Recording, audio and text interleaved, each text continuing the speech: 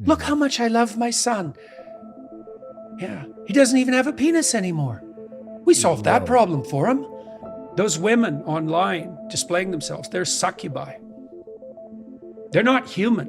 You're a fool if you think that's human. You're a fool. At minimum, it's a machine-human hybrid. That's why Christ says in the Gospels not to let your left hand know what your right hand is doing. If you're going to be good, do it in secret. Why? So you don't fall prey to the temptation to make your good subordinate to your pride. Right? That's what the bloody Oedipal mothers do all the time. Look how much I love my son. Yeah, he doesn't even have a penis anymore. We solved that problem for him. Wow. Yeah, wow. It's so bloody. It's so brutal. It's so dark. It's virtually unimaginable. It's such a pit. It's so awful. And then the mother can parade around with what has she got? Her son's genitals on a stick so she can parade down the street. Oh, absolutely. And show her neighbors. Look how compassionate I am. No matter what he turns into, I still love him.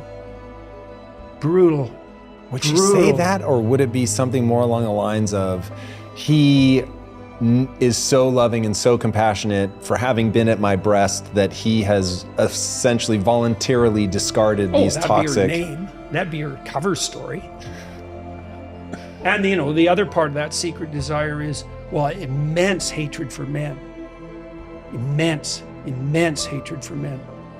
For what that particular breed of woman thinks men stand for and are. So, Where does that come from? It comes from all sorts of places. Lots of women like that were terribly damaged by men, by power mad men, who hurt them in all sorts of terrible ways. Lots of these people, you hear their story and you think, well, it's no wonder you think that way, but that's no excuse, because many people who are terribly abused don't grow up to be abusers. They decide that they're going to take the opposite route. You can learn a lot from being abused, and one of the things you can learn is not to do it. So what idea has possessed them that makes them break bad when that horrific thing happens to them?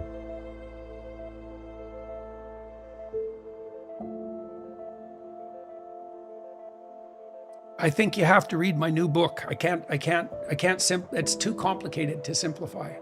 Let's see if I can come up with some reasonable.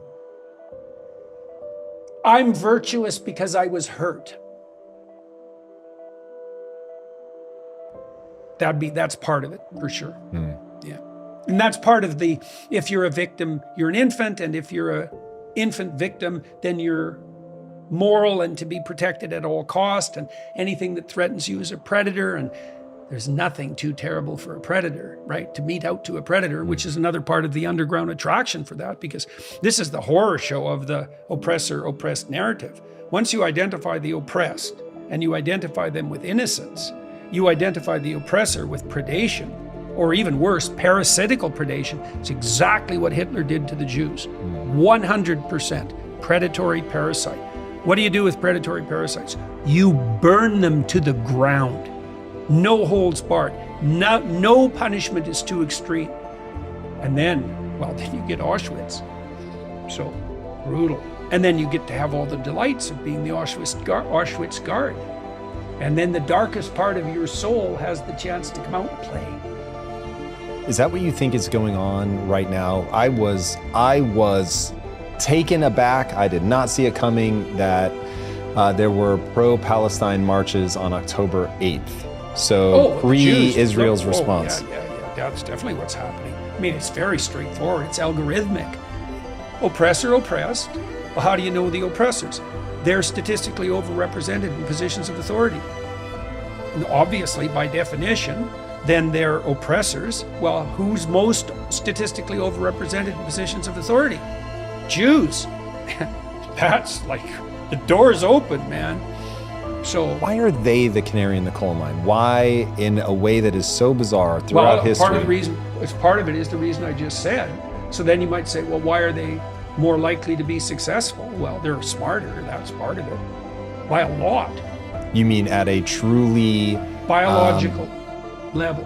That they just, as a group, they have a higher IQ. Yeah, and they have neurological problems that go along with that. Like, is that controversial, or are people? Of course it is. But do people debate the Yes. fact? Stupid people debate it. Well, I'm serious. Like the IQ literature has something in it to appall everyone deeply. I mastered that literature in like 1993, 4 with a student of mine who I still work with, brilliant student.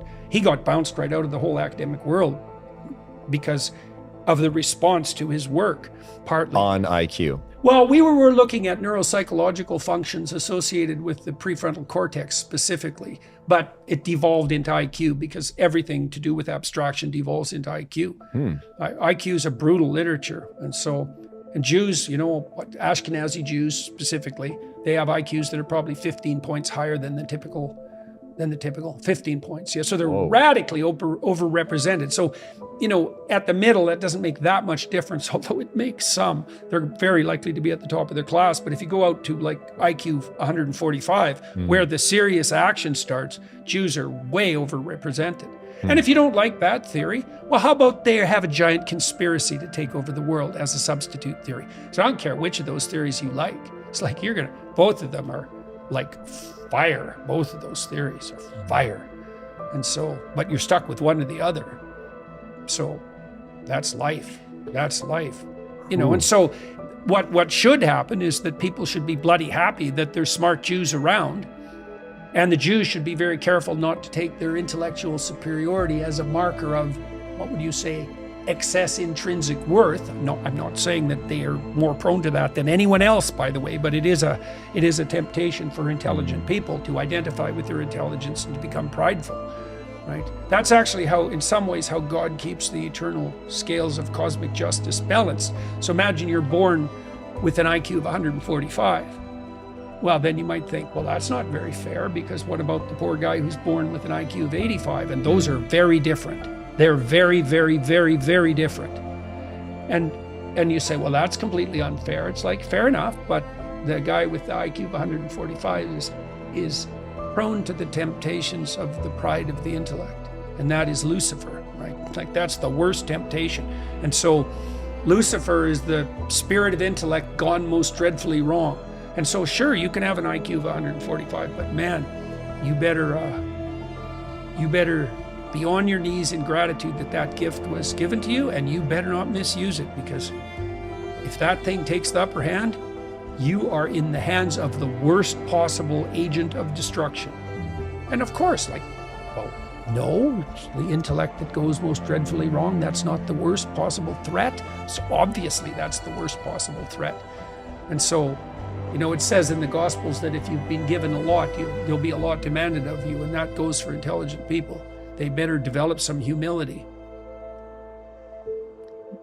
A virtue that's sadly lacking at the moment with our worship of pride, let's say. Pride and hedonism, Jesus, brutal. Those two ideas in particular, you think grip people today?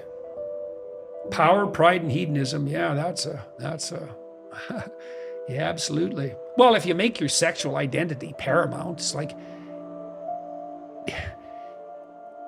you've identified the I with the impulse, essentially, with the whim, right? Because sex is a whim, like, obviously. Now, does it rule? Well, what is it that you are if sex rules? You're the wolf, that's for sure. That's for sure. And a wolf to yourself, too. So, and you see this ambivalence on the left, because on the one hand, anything goes, and all forms of sexuality are to be celebrated, worshipped, essentially, because celebration and worship are the same thing. Yet sex is so dangerous, especially between members of a young heterosexual pair, that absolutely every single bit of it has to be regulated right to the last word. It's like, licentiousness breeds tyranny. That's why the whore of Babylon is on the great scarlet beast of the state at the end of time. Tell me exactly what that means when you break it down. Well, imagine that when masculinity degenerates, the state pathologizes, the patriarchy pathologizes. Well, what happens to female? They pathologize too. Well, how do they pathologize? In the direction of disinhibited sexuality. So 35% of internet traffic is pornographic. Yeah, but that's not driven by women, that's driven by men. It's driven by bloody women too. Whoa. Parading themselves. Absolutely. Interesting. It might be, like, there's no shortage of electronic pimps and desperate engineers, let's say, but that doesn't mean the women who engage in that are innocent by any stretch of the imagination. They're doing the same thing with their sexuality that people granted the talent of intelligence do with their gift. Look at me. It's like, no, wrong. A woman doesn't appear in a million places at the same time. Whatever that is, that's not a woman.